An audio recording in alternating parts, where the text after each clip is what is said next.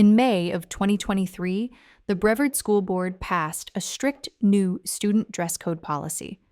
The policy included a new rule that student dress shall not emulate non-human characteristics.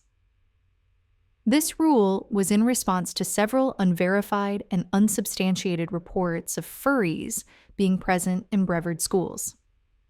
These reports, of course, stemmed from harmless behaviors of students wearing headbands with cat ears, or elementary school students barking and meowing at each other. Things all normal children do at some point. They are, after all, children.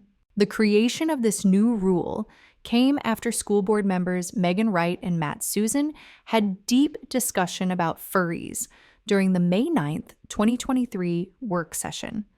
It was obvious that neither of them had ever seen an actual furry in Brevard schools, and this was just another stupid culture war attempt to impress some of their followers. Florida Today reported on the discussion. Let's listen to some of the highlights of their discussion. So why don't we let Miss Wright pound at it, and Okay. then. All right, so I read through the 2,256 student comments that we received. So you know that was several pages, lots of time to read through what the students really felt about this dress code policy change that we're discussing. And there was some common thread through there that I saw that I'm like, this one keeps on coming up, keeps on coming up, keeps on coming up. So want to discuss those things. The first one is, believe it or not, I can't believe I have to say this out loud, but the furry dress attire that came up in that thread. I don't even know how many It's times. like the first comment. It went all through there. So referring to dog collars, referring to tails, referring to ears that students are wearing. There was one student that even actually referenced the fact that this is causing a lot of the issues with behaviors and bullying. And I thought, well, that's a really great perspective from a student to be able to recognize that these are the students that are being picked on because of choices in what they're wearing. So I think it's something that, as much as I don't want to necessarily enter this into our dress code policy, I think we maybe need to discuss it at least as a board, because if it's causing students to be targeted, we obviously need to look at that. And I think the first thing that you put up was the furry dress code. I'd like to talk about that myself.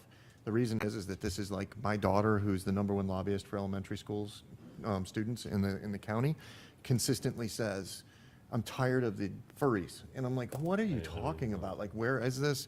So I'm all about trying to find a way that is not acceptable in any way, because what it does is they then do the barking and all the other weird stuff. So like, this is something that comes up at our dinner table at least every month.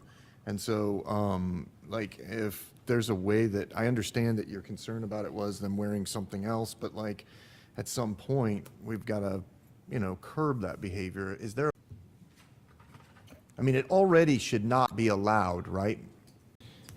That's fine. No furry behavior. But I don't know. there's yeah. I was Like, gonna no say, furry dress code. I mean, hear like, too.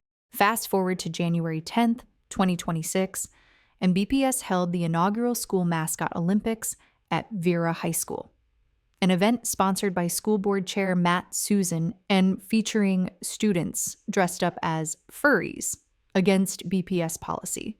The competition included Matt's own son, who won the competition.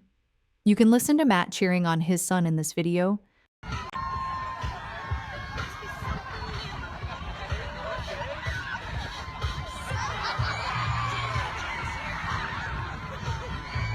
Jab, Matthew, jab! Give it to him! BPS, where the hypocrisy never ends.